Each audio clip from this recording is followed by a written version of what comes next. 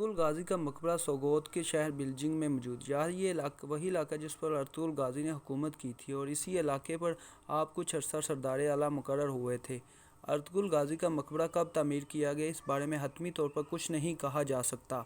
یہ بات طے ہے کہ عثمان غازی کے دور میں یہ صرف ایک کچی قبر تھی۔ 14ویں صدی میں آپ کی قبر کو سلطان محمد فاتح نے مقبرے میں بدل دیا تھا۔ سلطان محمد فاتح کرسچیا کے نام سے بھی مشہور تھے کہ کرسچیا کا مطلب ہے سردار کا بیٹا، اور ارطغرل غازی کا جو مقبرہ شروع میں تعمیر کروایا گیا، اس میں دیواروں پر آیات نہیں تھی جیسا کہ اب ہیں، بلکہ مقبرے کی دیواروں اور چھتوں پر وسیع عمارت بنائی گئی تھی۔ چھت پر آسمان کی تصویر بھی تھی جو 3 جنگوں والی کائنات کی طرف اشارہ کرتے تھے۔ دیواروں پر ایسی تصاویر تھی جو کہ سورج، شجر حیات یعنی زندگی کا درخت اور زندگی کی طرف اشارہ کرتے تھے۔ تاہم جب ان کی کھدائی کی گئی تھی تو ان کے بارے میں بہت سی تفصیلات سے آگاہ کیا گیا تھا، اور ارطغرل غازی کا مقبرہ 3 بار تعمیر کرایا گیا اور اس کی اصل شکل تبدیل ہو گئی۔ 1886 میں سلطان عبدالحمید دوم نے اس کی تعمیر کروایا اور اس میں فوارے کا بھی اضافہ کیا گیا۔ مقبرے کی دیواروں پتھروں اور اینٹوں کی ہیں۔ اس مقبرے کے بارے میں دوسری حیرت انگیز بات یہ ہے کہ 1919 سے 1922 کے درمیان لڑی جانے والی ترکوں کی جنگ آزادی میں یونانی فوجیوں نے سوات پر قبضہ کر لیا تھا۔ یونانی کمانڈر، جس کا نام فلیکسیس تھا، مقبرے میں داخل ہوا اور کہا، اٹھو ارطغرل، اس جگہ کو فوراً خالی کرو اور اپنی موجودہ اولاد کو ہمارے قہر سے بچا لو۔ اس سے ملتے جلتے واقعات تاریخ کئی بار دے چکی ہے، جیسے برٹش جنرل نے سلطان صلاح الدین کی قبر کو ٹھوکر مار کر کہا کہ اٹھو، ہم دوبارہ آ گئے ہیں۔ استنبول پر حملے کے دوران فرانسیسی جنرل سفید گھوڑے پر ایسے سوار ہو کر استنبول شہر میں داخل ہوا جیسے سلطان محمد فاتح داخل ہوا تھا۔ یہ تمام واقعات مسلمانوں سے نفرت کا منہ بولتا ثبوت ہے۔ یونانی فوجی کمانڈر نے ارطغرل کی قبر پر گولیاں برسائیں اور یونانی فوجی دستے نے بھی قبر پر گولیاں چلائیں۔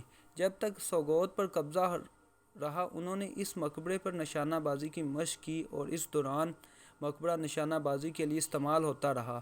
آج بھی جب دوبارہ اس مقبرے کو نئی شان و شوکت دی گئی ہے تو گولیوں کے سوراخوں کو ترکوں نے نہیں بڑھایا تاکہ انہیں یونانی فوجی سپاہیوں کی جرأت جسارت یاد رہے۔ بیلجنگ اور سوغوت کو یونانی فوجیوں نے 3 بار فتح کیا تھا، پہلی بار 8 جنوری سے 11 جنوری 1921 تک اور دوسری بار 24 مارچ سے 21 اپریل 1921 تک اور تیسری بار 12 جولائی 1921 سے 6 ستمبر 1922 تک۔ مگر بات یہ سن کر شاید آپ لوگوں کو حیران یا افسوس ہوگا کہ فتح کے بعد سوغوت شہر کو 5 بار جلایا گیا تھا اور ان کے ساتھ بہت سارے یادگار اور نورادات جل کر راکھ ہو گئے، اور تختی پر یونانی فوج کی نشانہ بازی کی گستاخیوں کی تفصیل درج ذیل ہے جو انہوں نے مقبرے پر گولیاں برسا کر کی تھی، جبکہ کمرے کے باہر ایک تختی پر ارطغرل غازی کی وصیت درج ہے۔ ارطغرل کے مقبرے کے بارے تیسری حیرت انگیز یہ ہے کہ اگر یہ کہا جائے کہ وہ اللہ کے قریبی دوست اور ولی تھے تو غلط نہ ہوگا، کیونکہ تاریخ میں ایک واقعہ ہے کہ ایک مرتبہ اس کنویں میں جہاں ارطغرل کا قبیلہ پانی پیا کرتا تھا اس میں زہر ڈال دیا گیا۔ اس زہر سے فوری موت واقع نہیں ہوتی تھی مگر قبیلے میں بیماریاں پھوٹ پڑتی۔ یہ حالات دیکھ کر ارطغرل پریشان تھے مگر وہ کوئی حل تلاش نہ کر سکے۔ ایک رات کو ارطغرل اپنی تعمیر کردہ مسجد میں نماز پڑھ کر سو گئے تو انہوں نے خواب دیکھا کہ مسجد کے ساتھ ہرے بھرے درخت اگنے لگے ہیں۔ اگلے دن انہوں نے خاموشی سے اس جگہ کی کھدائی شروع کر دی اور 3 دن کھدائی کے بعد وہاں سے پانی نکل آیا، مگر انہوں نے روایات کے مطابق کسی کو بھی وہ پانی پلانے سے پہلے خود کو اپنے گھوڑے کو پلایا اور 3 دن تک وہ ان کا گھوڑا پانی پیتے رہے۔